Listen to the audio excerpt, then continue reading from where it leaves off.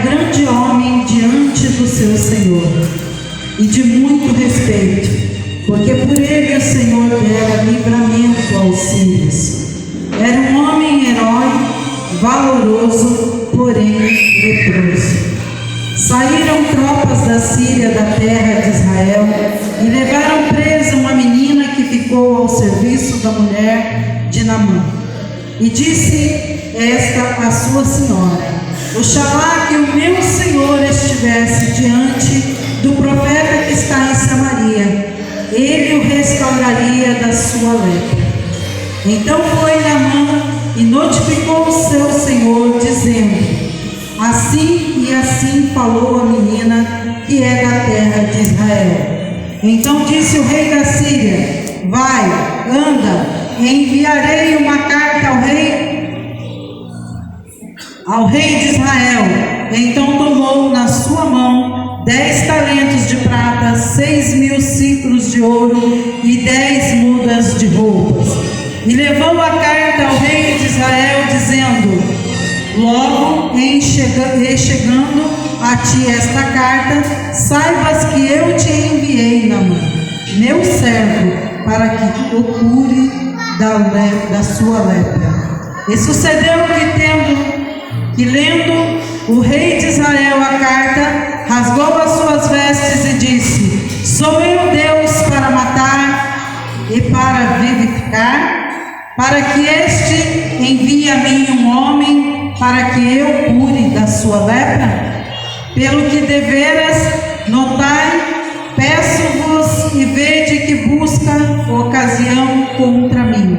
Sucedeu, porém, que ouvindo Eliseu, homem de Deus, que o rei de Israel rasgara as suas vestes, mandou dizer ao rei: por que rasgastes as tuas vestes? Deixe-o vir a mim e saberá que há profeta em Israel. Louvado seja o nome do Senhor Jesus.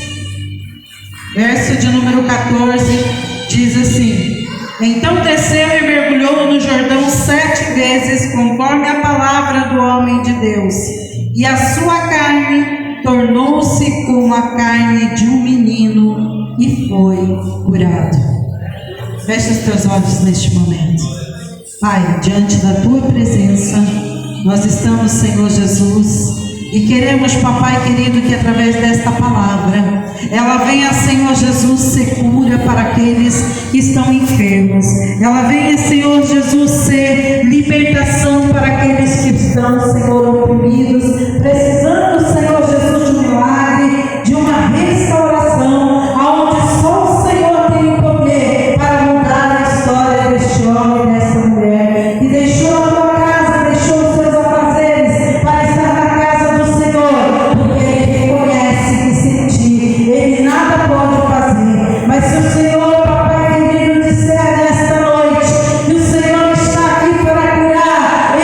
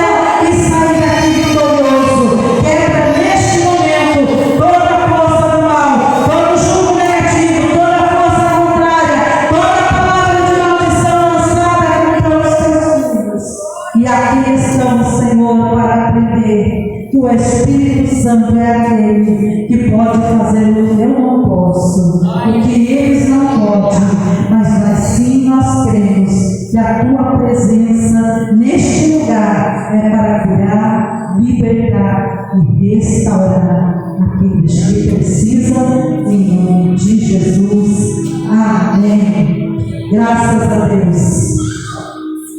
Irmãos, essa palavra é uma palavra onde nós já vimos aqui que Naamã, ele era chefe de um grande exército.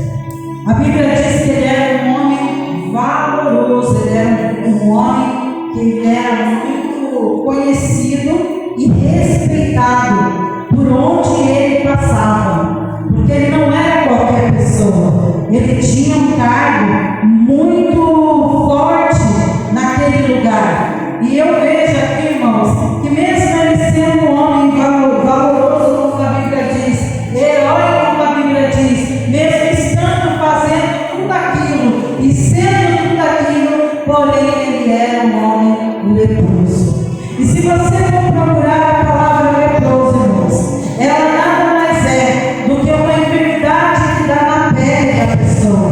E essa enfermidade ela vai comendo a carne por onde ela pegar. Se pegar a orelha, ela cai a orelha. Se pegar um pedaço, se pegar o dedo, cai o dedo. Aonde tiver a lepra, aquela carne apodrece, simplesmente ela desfalece.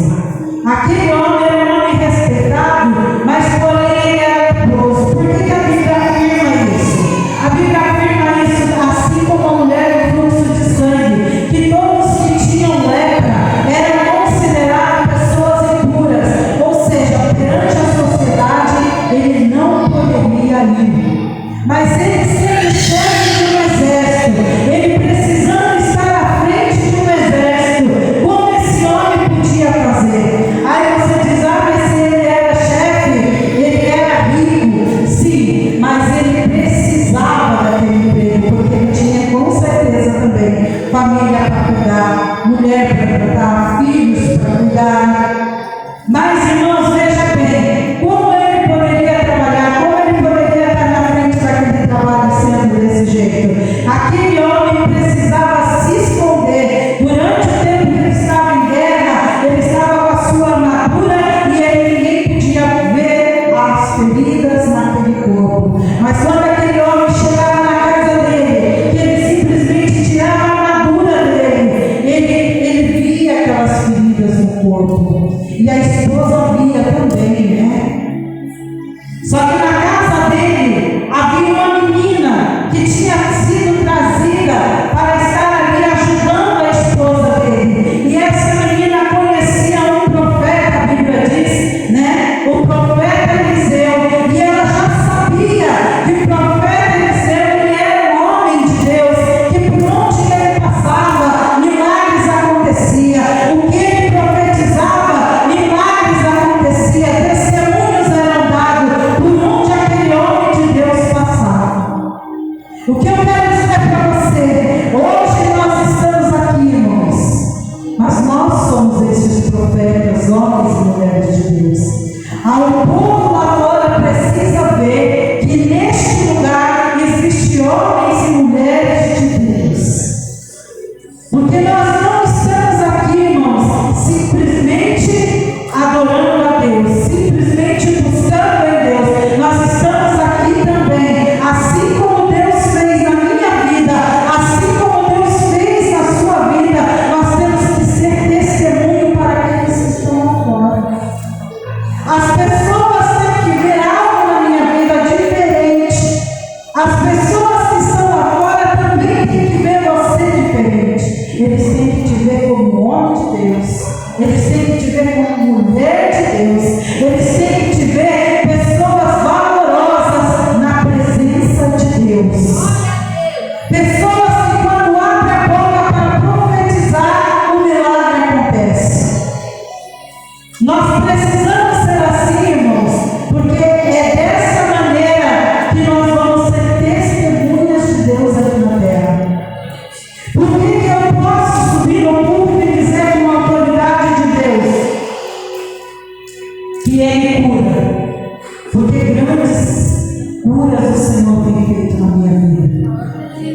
Por que eu posso subir no púlpito e dizer, ei, Deus pode restaurar a tua vida, o teu casamento, Deus pode restaurar tudo que você perdeu, Deus pode trazer de volta, Deus pode mudar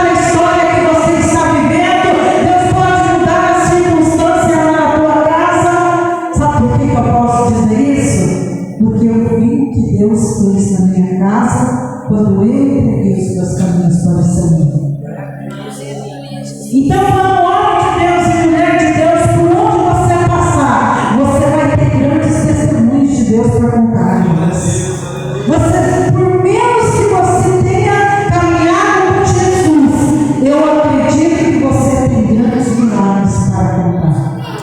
O fato de você estar vivo, o fato de ter ar no seu pulmão, o fato de você estar aqui sentado nesta noite, é porque o próprio Deus já fez algo para vocês. O Senhor já mudou algo dentro de você. E as pessoas lá de fora precisam ver a restauração na minha vida e na tua vida. Sabe por quê? Porque quando Deus restaurou você, não foi só para restaurar a sua vida, foi para que você servisse de testemunho vivo para outras pessoas. Aquelas drogas que você usava e hoje você não usa mais, mas é vergonhoso eu subir no púlpito e contar que eu usava droga, que eu bebia, que eu fumava, ou até mesmo que eu me prostituía. Ei, não é feio não, é bonito, porque é testemunho que Deus fez na tua vida. Não se envergonhe daquilo que Deus fez na sua vida. E eu voltando para a palavra, irmãos, eu ali fiquei procurando algo que eu pudesse compartilhar com os irmãos nesta noite sobre a vida de Naamã. Naamã não era um homem pobre, ele era um homem bem visto perante a sociedade. Ele só estava enfermo, ele só estava com aquela doença mortal, que não tinha cura, e eu acredito que nos dias de hoje ainda não existe cura para essa doença. Existe hoje tratamento, mas a cura eu acho que ainda não existe. Que seria a hanseníase, se não me falha a memória, ela é para hoje. Só mudou de nome, mas ela continua existindo.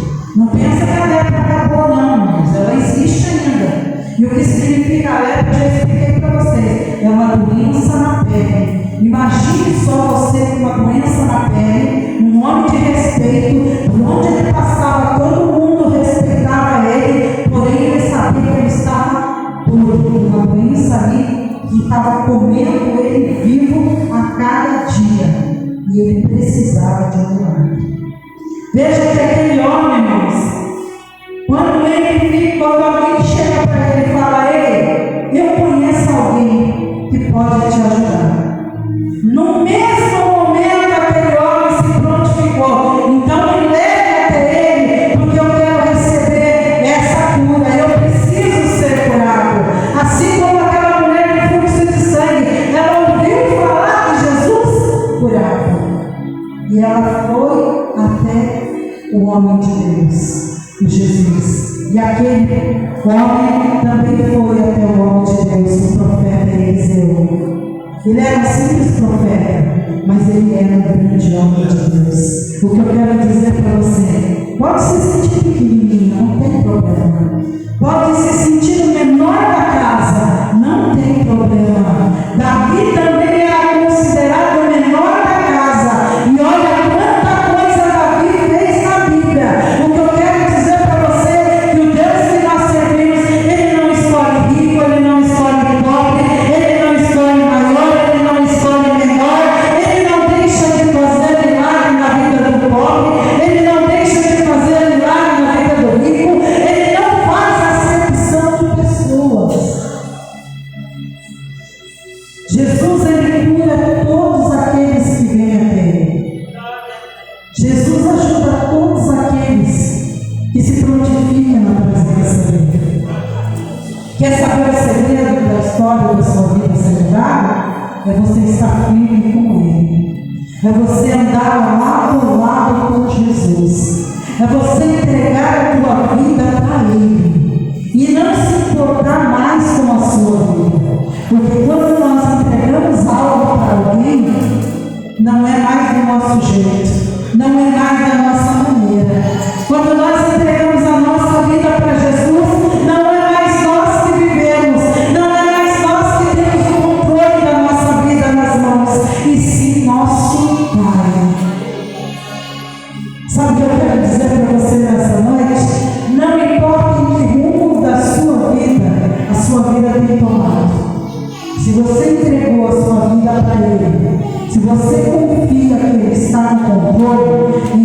quero te dizer uma coisa: não vem um dia de sol sem antes um temporal.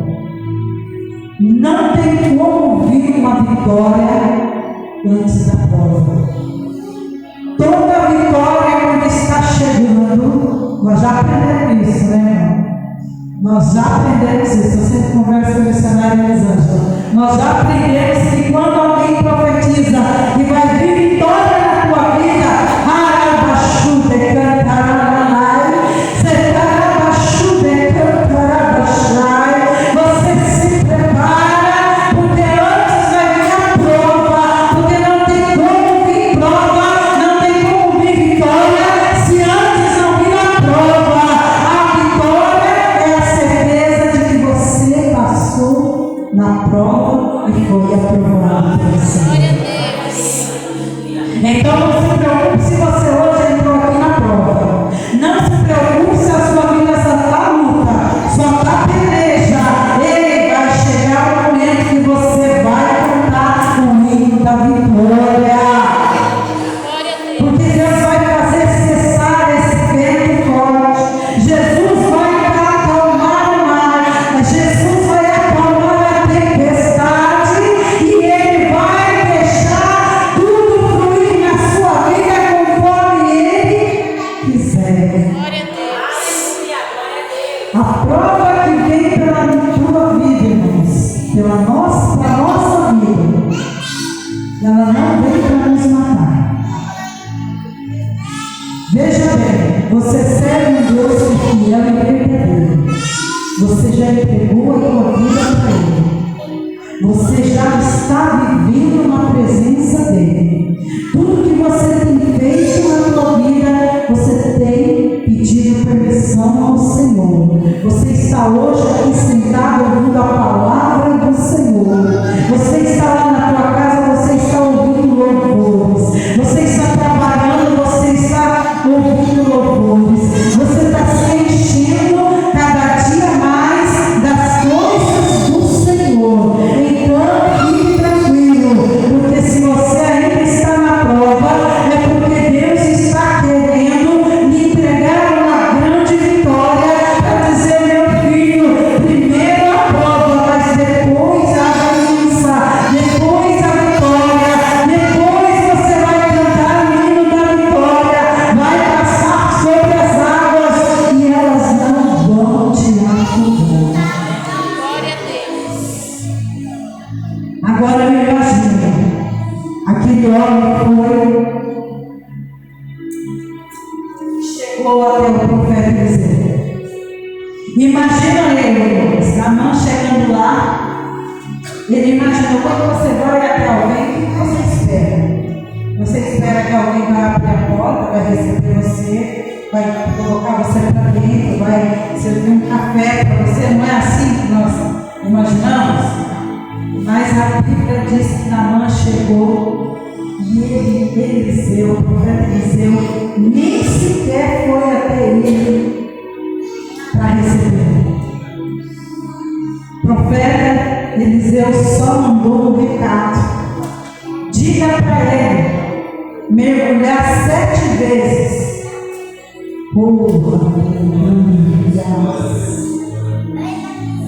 E no 7º mergulho ele será curado. Naamã, imagino eu naquele momento decepcionado, porque ele esperava que o homem de Deus fosse chegar, fazer uma oração, recebê-lo, tratar bem ele, mas não foi isso que aconteceu. Ele simplesmente mandou um recado para aquele homem. A Bíblia diz que o profeta Eliseu não falou para ele mergulhar em rio limpo, mas era o pior rio que existia, cheio de lodo, cheio de sujeira. E aí Naamã ficou mais indignado ainda. Só que depois eu fui entender que as coisas de Deus é diferenciado. faz na nossa vida é diferente. Eu já vou chegar lá. E aquele homem foi e falou: não, eu não vou mergulhar nesse rio sujo. Por que ele me mandou para o outro rio, que era mais limpinho, né? Pelo menos era limpo. Aí chega uma pessoa e diz para ele assim: não, o que você tem a perder? Vai lá, mergulha, faz o que o profeta falou. Não é fácil, não, você ir no rio cheio de lodo, cheio de sujeira. Mas ele não tinha nada a perder. E ele falou: então eu vou. Mergulhou a primeira vez, não aconteceu nada. Mergulhou a segunda vez, não aconteceu nada. Mergulhou a terceira, mergulhou a quarta, mergulhou a quinta, mergulhou a sexta. Eu acho que ele já estava cansado. Pela sétima vez a Bíblia diz que ele não mergulhou. E quando ele levantou, o corpo dele estava totalmente livre de ferida, completamente purificado e limpo daquela vida. O que eu aprendo com isso, irmãos?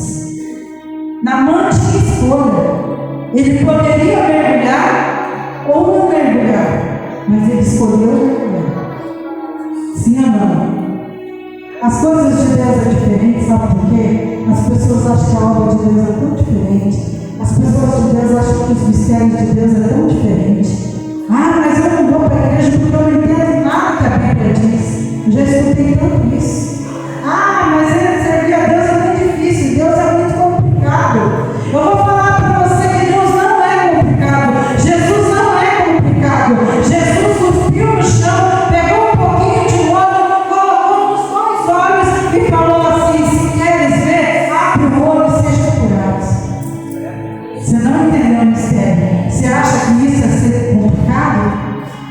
Irmãos, Jesus é simples.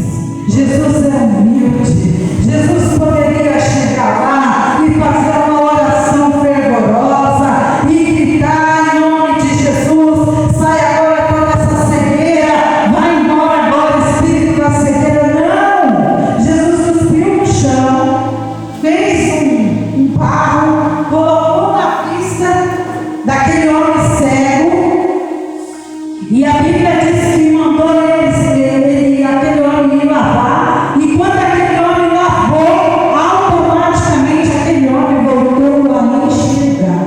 Glória a Deus. Você acha que Jesus é complicado? Complicado é uma cirurgia que você faz lá no médico, lá no hospital. Complicado é a anestesia que você tem que tomar lá, que você não sabe nem se você vai voltar depois ou não. Complicado é isso. Complicado não é o nosso Deus. Deus, ele facilita as coisas na nossa vida. Sabe quem complica? Eu e você complicamos, irmãos. Nós complicamos quando nós não queremos ler a palavra de Deus, entender a palavra de Deus. Nós complicamos quando nós achamos que servir a Deus, fazer a vontade do Senhor é difícil.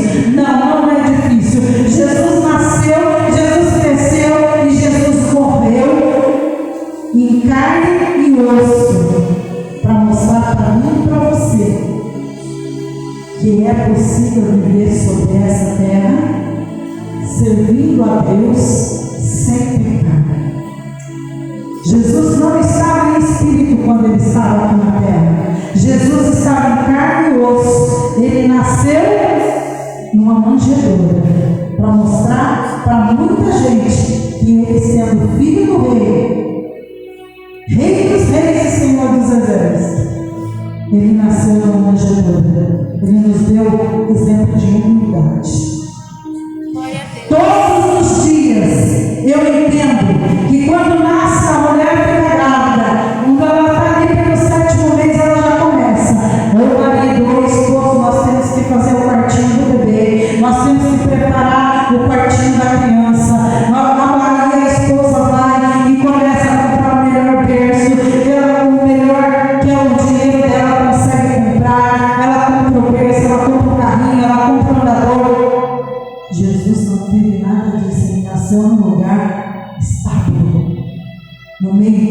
ouro, leite, fezes de animais.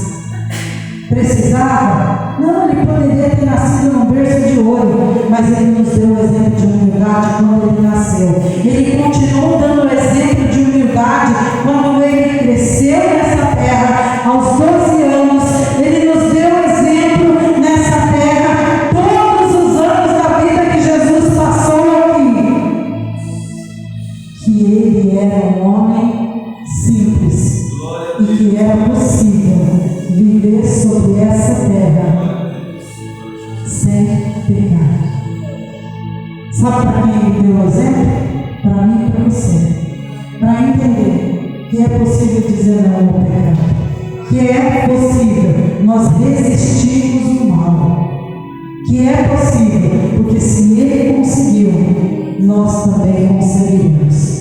Mas o maior exemplo de Jesus foi quando ele disse aos discípulos dele lá: ei, se vocês crerem, farão obras maiores do que eu faço. Glória a Deus, aleluia.